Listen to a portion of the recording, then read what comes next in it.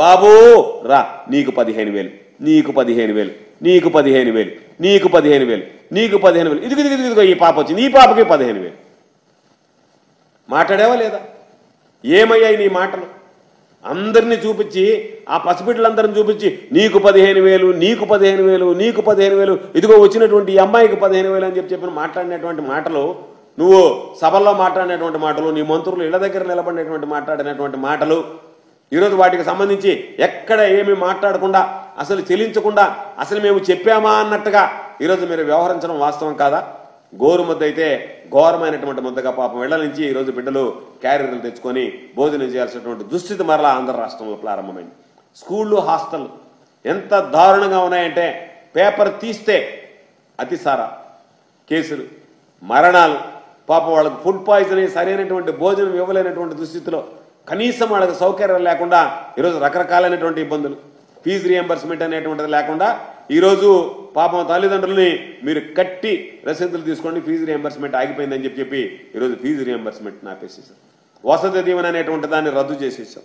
కాబట్టి వ్యవసాయం విధ్వంసమైంది, విద్యారంగం తిరోగమనంలోకి వచ్చింది, ఇకపోతే ప్రజారోగ్యానికి సంబంధించి వైద్యానికి సంబంధించి ఉరి వేసినటువంటి పరిస్థితి.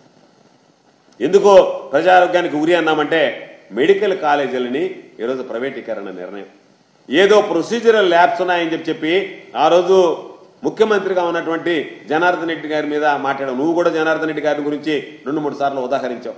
అటువంటిది నిస్సిగ్గుగా ప్రభుత్వం నడపాల్సినటువంటి ప్రైవేట్ కాలేజీలని 17 కాలేజీలని నేను ప్రైవేట్ పరం చేస్తానని చెప్పి ఈరోజు నువ్వు ఆశకి ఈరోజు పోయి ఈరోజు విద్యార్థుల జీవితాలతో చెలగాటమాడుతున్నారు. వాటికి సంబంధించి సీట్లు రావడం మీకు ఇష్టం లేదు, ఎందుకంటే ఇవి ప్రైవేట్ పరం అయిపోవాలి, ప్రభుత్వ రంగ సంస్థలుగా ఉండకూడదు, ప్రభుత్వ ఆధీనంలో పనిచేయకూడదు. ప్రభుత్వ ఆధీనంలో పనిచేస్తే నీకు దాని మీద ఏమి ఆదాయం ఉండదు.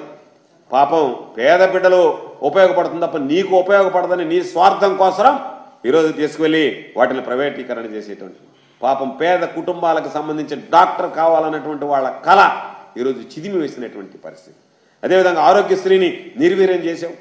ఆరోగ్య ఆసరా ఏదైతే గతంలో పాపం వాళ్ళకి ఇచ్చేటువంటి పరిస్థితి ఉన్నదో పాపం ఆ కుటుంబానికి సంబంధించి కొద్ది రోజులు పని చేసుకోవడానికి ఆ ఆరోగ్యం కుదుటపడేంత వరకు శస్త్రచికిత్సలు చేసిన తర్వాత ఏదైతే ఉందో ఆరోగ్య ఆసరా తీసేసావు. సిహెచ్సిలో స్పెషలిస్టులు తీసేసి ఆ స్పెషలిస్టుల వైద్యమే ఈరోజు నిర్వీర్యం చేసావు. జీరో వేకెన్సీ మామూలుగా ఏదైతే ఉందో ఎక్కడ వైద్య రంగంలో ఒక్క ఖాళీ కూడా ఉండకూడదు, అందరూ పూర్తిగా డాక్టర్ దగ్గర నుంచి సపోర్టింగ్ స్టాఫ్ వరకు ఉండాలని జగన్మోహన్ రెడ్డి గారు తీసుకున్నటువంటి నిర్ణయానికి మంగళం పాడేశావు. ఫ్యామిలీ డాక్టర్ కాన్సెప్ట్ ఏదైతే ఉందో దాన్ని పూర్తిగా బంద్ చేసావు. గ్రామాలకు వెళ్ళి పాపం వాళ్ళకి మేలైనటువంటి ఈరోజు పాపం వస్తువులు కల్పించి మేలైనటువంటి వైద్యం వాళ్ళకున్నటువంటి సమస్యలు తెలుసుకుని ఈరోజు వాళ్ళతో మిళితమై వాళ్ళతో మమేకమై ఒక వైద్యుడు వెళ్ళి పాపం వాళ్ళని భరోసా ఇచ్చేటువంటి ఆ ఫ్యామిలీ డాక్టర్ కాన్సెప్ట్ని ఈరోజు బంద్ చేసావు. ఇంటింటికి వైద్య సేవలు నిలిపివేశావు. వైఎస్ఆర్ హెల్త్ క్లినిక్ ఏదైతే ఉందో వాటికి గ్రహణం పట్టేటువంటి విధంగా ప్రవర్తిస్తున్నావు. ఆరోగ్య రంగంలో నిలిచినటువంటి ఆ రోజు నాడు నేడు కింద ఏదైతే పనులు చేపట్టారో వాటి యొక్క రూపురేఖలు మార్చాలనేటువంటి ఆలోచనతో వాటి గురించి పట్టించుకున్నటువంటి పరిస్థితి లేదు. ఎక్కడ చూసినా సరే విషజ్వరాలు, వ్యాధులు. ఈరోజు ఎమ్మెల్యేలు కొంతమంది గతంలో పనిచేసినటువంటి వ్యక్తులు కనపడితే దాదాపుగా 10 మంది చికెన్ గునియా ఉంది, డెంగ్యూ ఉంది, అందువల్ల రాలేకపోయామని చెప్పి మాట్లాడుకుంటున్నారంటేనే ఇక పేదవాడి పరిస్థితి రాష్ట్రంలో ఎంత అధ్వానంగా ఎంత దారుణంగా ఉందో మనం అర్థం చేసుకోగలం.